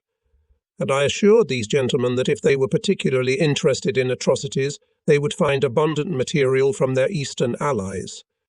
We were never shown these pictures again. Looking at us with anger, The officer making the interrogation report commented as I finished speaking, "Typical Nazi. I don't really understand why you would call someone a typical Nazi just for telling the truth. Do these gentlemen know that we fought for Germany and not for any political party?" Believing this, millions of our comrades died. I said to them, "The day will come and you will regret that by defeating us, you have thereby destroyed the bastion against Bolshevism." This statement of mine seemed like propaganda to them, and they refused to believe me. They said we just wanted to divide the Allies and pit them against each other. A few hours later we were taken to the commander of this air army, General Weiland. The general was a German of German descent, from Bremen. He made a good impression on me, and during our interview I told him about the disappearance of the already mentioned objects, so valuable to me in Kitzingen. I ask him if such incidents are frequent. He makes a fuss, but not over my frankness, but over this disgraceful theft. He orders his adjutant to instruct the commander of the unit, stationed at Kitzingen, to find my property, and threatens the culprits with a court-martial. He asks me to be his guest in Erlangen until everything is returned to me. After the conversation, Niemann and I were taken by jeep to the suburbs, where an abandoned villa was placed at our disposal. A sentry posted at the gate reminds us that we are not completely free. A car appears to take us to the officers' mess for lunch. The news of our arrival soon spreads among the inhabitants of Erlangen, and the sentry has to negotiate all the time with our many visitors. When he does not fear a sudden visit from his superiors, he tells us, "Ich nix see." This is how we spend 5 days in Erlangen. Our colleagues, who remained in Kitzingen, we never had occasion to see again. The Americans have no reason to detain them. May 14 at our villa appears Captain Ross, an intelligence officer of the Air Army. He speaks German well, and brings us a note from General Weiland, in which he regrets that the search for my belongings has so far come to nothing. But orders have just come that we are to be taken immediately to England for interrogation. After a short stop in Wiesbaden, we are taken to a special interrogation camp near London. The lodging and food are ascetic. The English officers treat us correctly. The elderly captain to whose care we are entrusted is, in civil life, a patent lawyer from London. He visits us every day on inspection, and one day sees my golden oak leaves on the table. He looks at them thoughtfully, shakes his head, and says quietly, almost fearfully, how many human lives it has cost. When I explain to him that I earned this order in Russia, he leaves with marked relief. During the day, I am frequently visited by British and American intelligence officers in varying degrees of curiosity. I soon realize that we hold opposing views. This is not surprising, given that I've made almost all combat sorties in an aircraft with low speed, and my experience, therefore, is quite different from that of the Allies, who tend to exaggerate the importance of every extra kilometre per hour, even if just as a guarantee of safety. There is no way they can believe that I have made more than 2,500 combat sorties in such a slow airplane. They are also not at all interested in learning from my experience, since there are no safety guarantees here. They brag about their missiles, which I already know about and which can be fired from the fastest airplane. They don't like it when I tell them that the accuracy of these missiles is much less compared to my guns. I don't particularly mind these interrogations. My successes have not been achieved with any technical secrets. Thus, our conversations are little more than a discussion about aviation and the war that has just ended. The British make no secret of their respect for the achievements of the enemy. Their attitude is built on notions of sporting integrity, and we welcome it. For 45 minutes every day we can walk behind barbed wire. The rest of the time we read and make plans for what we will do after the war. After about 2 weeks we are sent north and interned in a regular American prisoner of war camp. There are many thousands of prisoners in this camp. Food is given only the bare minimum, and some of our comrades, who have been here for some time, are weakened from exhaustion. My stump is giving me trouble, and I need a new operation. The camp medical chief refuses to perform the operation on the grounds that I have been flying with one leg, and he is not at all interested in what is happening to my stump. It is swollen, inflamed. I suffer from acute pain. The camp authorities could not think of better propaganda among the thousands of German soldiers in favour of their former officers. Many of our guards know German well. They emigrated to the States after 1933 and speak German as well as we do. The black soldiers have a good disposition and are alert, except when they are drunk. 3 weeks later I, along with Neyermann and most of the badly wounded, are transferred to Southampton. We crowd aboard the freighter Kaiser. When 24 hours pass and no food is brought to us, we suspect this will continue all the way to Cherbourg, because the American crew is going to sell our rations on the French black market. A group of veterans of the Russian front, learning of this, break into the pantry and take the distribution of food into their own hands. The sailors on this ship, who learn of this raid much later, have their faces pulled. The trip from Cherbourg to our new camp near Carentan is not a pleasant one, as the French civilians greet even seriously wounded soldiers with a hail of stones. We are not helped by memories of what a truly comfortable life the French civilians often led while in Germany. Many of them were sensible enough to welcome their lives of comfort at a time when we were holding back the Soviets in the East, and those who throw stones at us today will wake up someday. Conditions in the new camp are almost the same as in England, and here I am at first denied an operation. There's no telling when I'll be released from here, held back at least because of my rank. One day I am taken to Cherbourg airfield, and at first it seems to me that I am being handed over to the Ivans.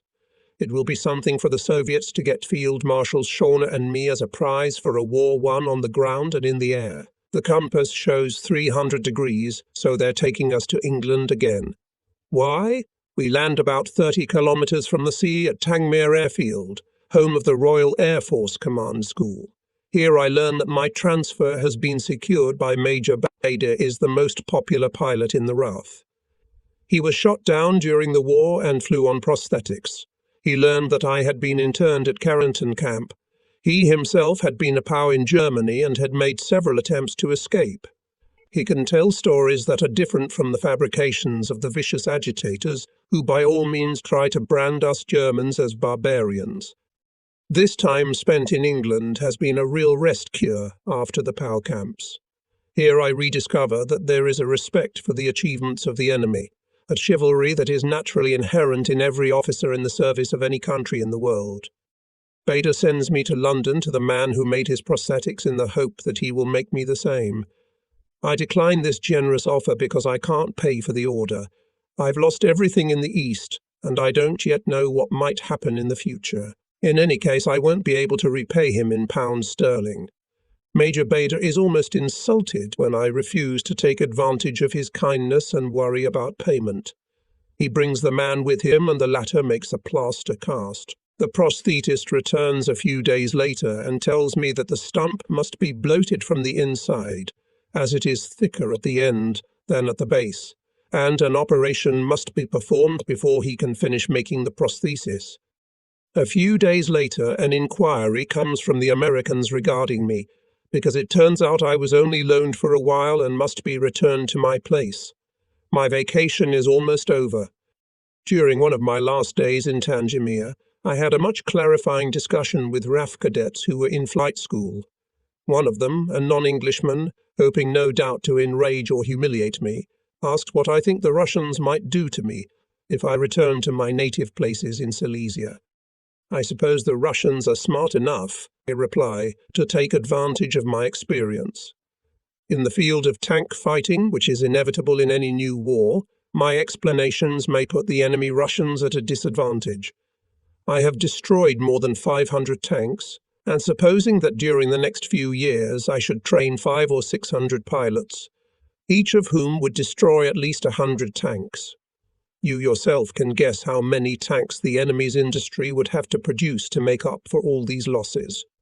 This answer generates widespread surprise, and I am excitedly asked how this can be reconciled with my past attitude towards Bolshevism. So far I have not been allowed to say anything disparaging about Russia, but now I am told about the mass deportations to the east, and told about cases of rape and atrocities, about the bloody terrorism with which the hordes that swooped down from the Asian steppes tortured the subjugated peoples. This is something new to me because previously they had carefully avoided touching on the subject, but now their views are exactly in line with our own, quite often expressed opinions and expressed in words that are often copied from our vocabulary. The RAF commanders who piloted hurricanes on the side of the Russians at Murmansk share their recollections, and they are extremely sharp. Of all of ours shot down, almost no one was left alive. "And you want to work for the Russians," they exclaim. "I was very interested to hear your opinion of your allies," I reply. "Of course I have not said a word about what I think of it myself. I've only answered the question you asked. No further mention is made of Russia in my presence." I am taken back to the French camp, where I continue for some time longer. The efforts of the German doctors are finally crowned with success, and I am transferred to a hospital.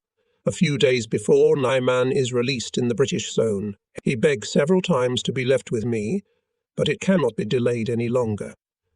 A week after I leave the French camp, I find myself on an ambulance train to the hospital in Starnberger See. At Augsburg, our train is turned around and sent to Fürth. Here, after a stay in a military hospital in April 1946, I managed to secure my release.